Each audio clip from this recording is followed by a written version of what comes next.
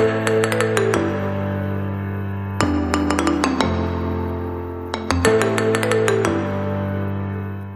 Pelestarian, halo Sobat Lingkungan, apa kabar semuanya? Welcome to LH Talk. Halo, halo. Gimana nih kabarnya? Pasti baik semua kan ya? Nah, ketemu lagi nih dengan kita berdua, para moderator yang setia menemani Sobat Lingkungan semua. Waduh, sobat lingkungan pasti udah pada kangen semua nih sama kita berdua. BTW, hari ini kita mau ngapain lagi sih, tau? Nah, jadi di hari ini kita bakalan jadi moderator di podcast LH Talk yang kedua, Za. Widih, bakal keren nih kayaknya. Emang topik bahasan podcast kedua ini apa, Kak? Oke, jadi di podcast kita yang kedua ini, kita mengangkat tema pengaruh kemajuan teknologi terhadap kelestarian lingkungan. Kan akhir-akhir ini nih banyak berita yang lagi tren nih, dan juga lagi booming soal teknologi. Contohnya kemarin tentang NFT yang tiba-tiba ada seseorang yang tiba-tiba jadi kaya gitu, Za. Nah, nanti hal itu juga bakal dibahas kok di podcast kita kali ini. Wih, seru banget nih bahasannya. Eh, tapi kita di sini nggak sendiri aja loh, tau? Soalnya kita bakal ditemani sama narasumber yang pastinya paham banget soal masalah ini. Waduh, siapa tuh narasumber kita di hari ini? Nah, daripada penasaran, mending langsung aja kita panggil kakaknya. Halo Kak Fatma. Halo, Kak. Hai, halo, halo. Gimana kabarnya semuanya? Alhamdulillah baik. Ah, Alhamdulillah baik. ah, Kak Fatma sendiri bagaimana nih Kak kabarnya hari ini? Alhamdulillah baik, senang, sehat dan sentosa gitu ya. Ya. Nah, pasti Sobat Lingkungan semuanya udah penasaran kan sama narasumber kita di hari ini. Mungkin untuk mengobati rasa penasaran Sobat-Sobat Lingkungan semua nih, mungkin dari Kak Fatma bisa memperkenalkan diri lebih dalam dulu. Oke, halo semuanya, sobat lingkungan ya. Perkenalkan aku Fatma, salah satu pegiat lingkungan yang ada di Jawa Timur. Semoga teman-teman hari ini bisa mendapatkan ilmunya ya untuk tema kita hari ini. Ternyata globalisasi atau peningkatannya era digital itu ternyata banyak juga dampak negatifnya gitu ya, selain dampak positifnya yang tanpa kita sadari itu terus-menerus dilakukan kayak gitu.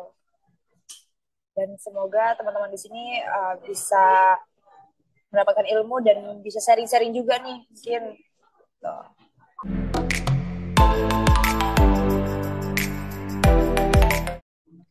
Oke nih, karena tadi Kak Fatma udah berkenalan, jadi kita langsung aja nih bahas topik yang pertama Kak. Soal berita yang kemarin sempat heboh bahwa dengan hapus email lama, kita itu bisa bantu menyelamatkan bumi. Nah, jadi benar nggak sih Kak berita itu? Oke ya, uh, belakangan ini banyak banget ya berita atau topik-topik yang membahas mengenai email kayak gitu ya. Ternyata menimbun email atau mengirim email sendiri itu mengeluarkan jejak karbon gitu ya. Dan itu cukup banyak gitu. Dan ternyata menghapus email atau 10 email, 50 email itu bisa mengurangi sekian ton batu bara gitu. Dan itu ternyata benar gitu ya. Nah, tanpa kita sadari, ternyata kerusakan lingkungan itu nggak cuma dari membakar sampah, terus kendaraan bermotor, terus penggunaan listrik yang berlebihan. Ternyata aktivitas digital yang biasanya kita lakukan tanpa kita sadari itu juga merusak lingkungan. Dan itu cukup berpengaruh untuk iklim kita gitu ya, untuk biodiversitas kita kayak gitu. Nah, studi yang dilakukan oleh NCAFEE itu memperkirakan bahwa terdapat 62 miliar spam email yang pada tahun 2008 itu cukup banyak sekali mengeluarkan jejak karbon gitu atau karbon dioksida, dan itu terus berkembang hingga 2022 kayak gitu. Nah, spam email ini dikirim hampir ke seluruh manusia di dunia gitu tanpa terkecuali dengan rata-rata emisi itu yang cukup besar kayak gitu. Nah, emisi ini kenapa bisa terjadi? Karena pengiriman email atau penumpukan email ini membutuhkan daya yang cukup besar untuk meredam daya panasnya si big data kita, gitu. Nah, sekitar 0,3 gram karbon dioksida atau jejak karbon ini yang dikeluarkan per gigabyte-nya atau per KB-nya saat kita mengirim email ataupun menimbun email terus-menerus kayak gitu. Nah, hal ini sama aja kayak kita mengeluarkan 200 276 juta kWh listrik setiap harinya 24 jam kayak gitu. Dan ini sama aja kita seperti kayak membakar batu bara hingga 2,3 miliar ton batu bara per harinya per 24 jamnya untuk mendinginkan si big datanya tadi kayak gitu. Nah, salah satu solusi untuk mengurangi jejak karbon tadi pada tahun 2019 itu sebanyak 263 miliar email yang setiap harinya dikirimkan ke seluruh dunia ini itu berkurang karena masyarakat udah mulai sadar nih gitu ya akan bahayanya menumpuk email, mengirim email yang berlebihan padahal solusinya email ini adalah salah satu solusi untuk dia tidak mengirim surat gitu ya secara kertas dan sebagainya. Dan ini jauh lebih praktis dan sekitar 2019 itu ada penghematan 5,5 juta kWh listrik untuk mengurangi sekitar 39,35 meter listrik ton kayak gitu. Dan ini kan sangat berimpact ya pada lingkungan ternyata gitu. Dengan hal sederhana kita ngeklik tombol hapus itu udah mengurangi berapa ton batu bara dan mengurangi berapa jejak karbon dioksida yang dimana itu secara tidak langsung hal kecil yang kita lakukan ini berdampak untuk lingkungan, membantu untuk mengurangi percepatannya climate change dan sebagainya seperti itu. Jadi memang cukup berdampak besar ternyata gitu dengan hal yang kecil yang kita lakukan sih. Oh, jadi begitu Kak. Ternyata dengan hal sekecil menghapus email kita bisa berperan besar untuk menjaga bumi gitu ya. Iya, benar banget. Jadi kayak ya hal-hal kecil yang sebenarnya sepele tapi itu berdampak cukup besar buat lingkungan, yaitu salah satunya adalah menghapus email. Dan ini sangat jarang diketahui, jarang disadari oleh teman-teman kita kayak gitu. Mungkin teman-teman di sini masih banyak yang malas menghapus email, menghapus WhatsApp, spam-spam yang lainnya. Dan ternyata cara ini salah satu langkah kecil buat kita nih, apalagi kaum milenial ya yang mageran gini gitu sih. Wah, kayaknya fix sih tahu kita harus mulai kayaknya nyicil-nyicil nih hapus email yang ada di inbox-nya email kita.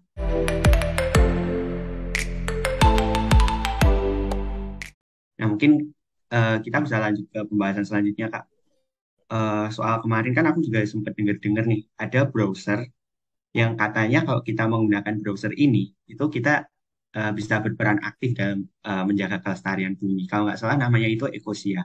Nah, ini benar nggak sih, Kak, soal berita browser Ecosia ini?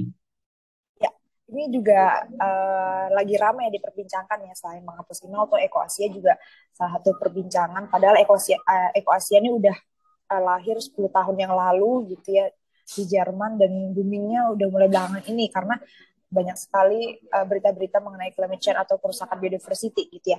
Sebelum masuk ke sana kita harus tahu dulu nih Ecosia ini apa sih kayak gitu ya. Jadi Ecosia ini adalah search engine yang berpusat di Berlin, Jerman, yang sudah mendonasikan 80% keuntungannya kepada organisasi non-profit yang berfokus pada penghijauan dan pelestarian lingkungan seperti itu.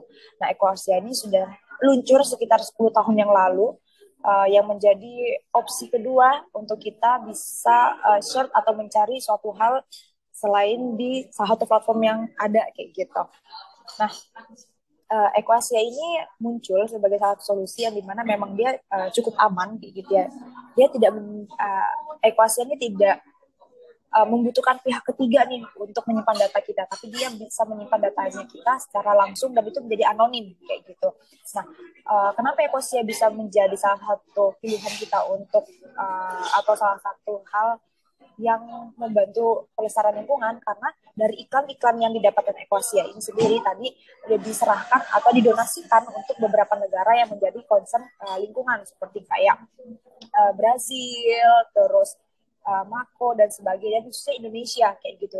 Ecosia juga menyumbangkan beberapa dana mereka ke Indonesia untuk menjadi pusat rehabilitas orangutan, terus bekerja sama beberapa NGO, saatnya WWF Indonesia dan sebagainya kayak gitu. Jadi kenapa Ecosia ini namanya tadi Ecoasia karena selain dia menjual platformnya dia juga membantu pelestarian lingkungan tadi dari ikan-ikan yang memang ada di dia kayak gitu. Dan jangan salah loh, sudah ada di sekitar 21 proyek penghijauan ekoasia yang ada di seluruh dunia kayak gitu. Udah mulai ada dari 10 tahun yang lalu yang udah dia luncurkan seperti itu. Oke Kak, mungkin kan ini memang ekosnya mungkin bermanfaat untuk mungkin membantu menjaga bumi gitu kan. Tapi kan ini menyangkut dunia mungkin dunia internet gitu kan. Nah, kalau menurut Kakak ini browser ekosnya sendiri ini aman gak sih Kak untuk digunakan sehari-hari gitu? Ya, selain memang ekosia selain concern di bidang lingkungan, ekosia juga menekankan pentingnya perlindungan data pribadi penggunanya gitu ya. Dia seperti yang saya bilang tadi, dia tidak menggunakan pihak ketiga untuk menyimpan data-data pribadinya kita, tapi dia langsung menyimpan data pribadi dia di pihaknya dia, dengan dimana nanti jangkanya seminggu dari penyimpanan itu data kita langsung jadi anonim gitu, dan mereka juga tidak bisa sembarangan mencari data kita, si karyawan-karyawannya tadi seperti itu ya. Nah, data-data kita ini juga tersimpan secara aman di bank datanya yang memang berubah jadi anonim tadi gitu. Dan mereka sampai sekarang pun juga terus-menerus memperbaiki fitur-fitur mereka, mengembangkan fitur-fitur mereka agar jauh lebih praktis dan memang lebih efisien seperti itu. Wah, itu tadi jadi informasi baru buat kita. Ya nggak tahu. Jadi kita bisa pakai Ecosia nih buat menggantikan search engine yang biasa kita pakai sehari-hari. Wah, benar banget Za. Wawasan kita tentang bagaimana cara kita menjaga lingkungan itu jadi bertambah nggak sih Za? Dengan tadi ada yang pertama tentang menghapus email, terus yang kedua ini tentang browser ekosistem yang ternyata aman juga buat kita gunakan di keseharian kita gitu.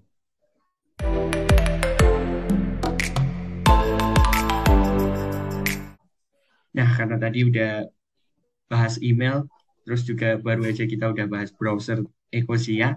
Terakhir ini kita mau bahas soal ini Kak, yang kemarin sempat ramai juga, soal ada orang yang mendadak kaya gara-gara NFT. Nah, kita mau bahas soal NFT ini Kak.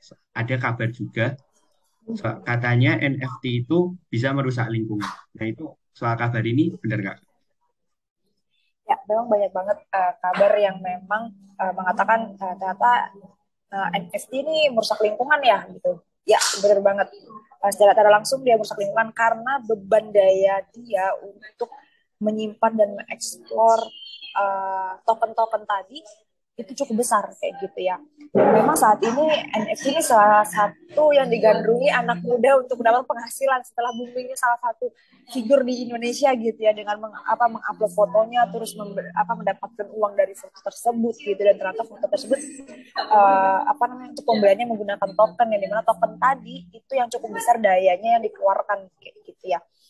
Nah, satu daya dari token sendiri itu cukup banyak menghabiskan kWh listrik gitu, ataupun mengeluarkan jak karbon tadi sekitar mungkin 38 juta karbon CO2 kayak gitu yang dihasilkan per tahunnya jika kita memang menggunakan atau mengupload bertransaksi secara langsung di sana seperti itu.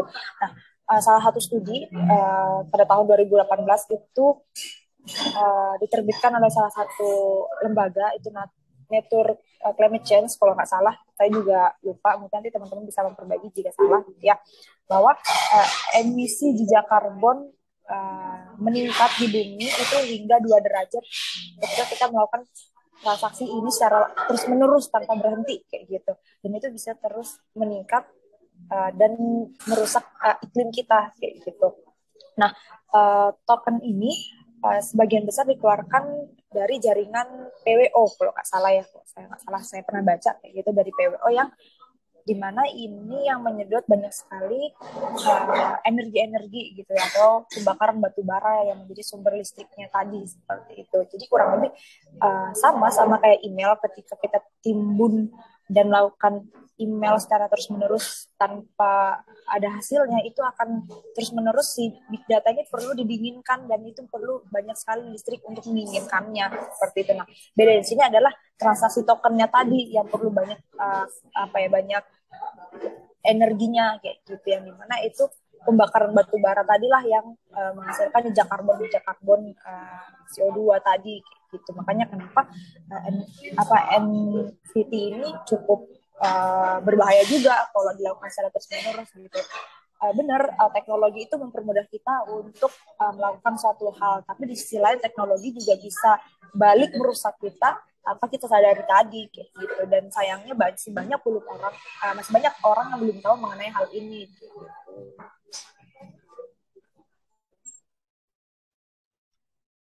Gitu ya Kak. Jadi kurang lebih NFT ini bisa merusak lingkungan dengan cara yang kurang lebih sama kayak email tadi ya, soal mungkin penyimpanan dari big datanya sendiri itu ya. Ya, benar banget. Dari sudut pandang teknologi juga memang teknologi tumbuh secara pesat gitu ya, tapi teknologi juga mengeluarkan sampah teknologinya juga secara pesat dan cepat, bahkan jauh lebih cepat dibandingkan kita biasanya kayak gitu sih. Oke nih Kak, itu benar-benar ilmu baru nih buat aku sama tahu-tahu nih Kak. Mungkin juga buat teman-teman semua. Mungkin karena kita udah bahas 3 topik tadi Kak. Buat yang terakhir, mungkin dari Kak Fatmah, apa ada closing statement Kak buat teman-teman sobat lingkungan semua yang lagi dengerin podcast ini Kak? Mungkin ini yang selalu aku sampaikan kepada teman-teman kita gitu ya, sebagai generasi muda, praktisi ini gitu. Mungkin kalau buat teman-teman kedokteran ya, mungkin bisa dilihat nih dari kesehatannya ketika climate change ini tidak bisa tangani seperti apa kayak gitu. Tapi kalau dari saya, ya saya selalu ingatkan adalah kita nggak punya plan kedua untuk bumi kedua, jadi kita harus jaga bumi kita kayak gitu. Kalau kita sendiri tidak aware akan hal tersebut, gimana lagi nanti masa depan kita kayak gitu. Sekarang sudah bisa terlihat kok di Malang aja untuk iklimnya tidak nentu kayak gitu. Di Malang kadang panas, kadang dingin, ataupun sebaliknya. Bahkan kadang yang harusnya musim dingin di bulan Agustus itu malah nggak dingin nih, ada apa, malah jauh di bulan setelah bulan Agustus baru dingin. Nah, ini kan salah satu gejala-gejala dari climate change yang sebenarnya itu sudah terjadi jauh sebelum saat ini kayak gitu. Memang jangkanya jangka panjang, jadi yang kita harus ingat adalah kita nggak punya plan kedua nih untuk bumi kedua. Jadi sekarang kita melakukan apa? Itu sih dari aku. Keren banget sih Kak closing statement-nya. Mungkin aku setuju juga tadi. Tidak ada persiapan kedua untuk bumi yang kedua. Keren banget. Jadi mungkin teman-teman sobat lingkungan semua yang di rumah nih, tadi kan udah menerima pelajaran-pelajaran yang keren banget dari Kak Fatmah. Mungkin langkah-langkah lebih baiknya lagi kalau kita itu bareng-bareng buat menjaga bumi. Mungkin tadi lewat beberapa hal kecil yang mungkin sebelumnya tidak kita sadari bisa membantu menjaga bumi, kayak mulai menghapus email, terus juga menggunakan browser Ecosia dalam melakukan browsing seperti itu. Nah, karena mungkin udah dengerin closing statement dari Kak Fatmah, mungkin ini udah di ujung banget nih Kak. Mungkin dari kami selaku moderator dan juga Kak Fatmah mohon undur diri dari podcast ini. Terus juga kami mau mengucapkan terima kasih yang sebesar-besarnya kepada Kak Fatmah karena sudah menyempatkan waktunya untuk hadir di podcast Ella Talk yang kedua ini. Terima kasih banyak Kak Fatmah. Terima kasih semuanya, sukses selalu ya. Semoga gerakan-gerakan positif seperti ini bisa digaungkan terus-menerus kayak gitu. Thank you semuanya. Terima kasih Kak.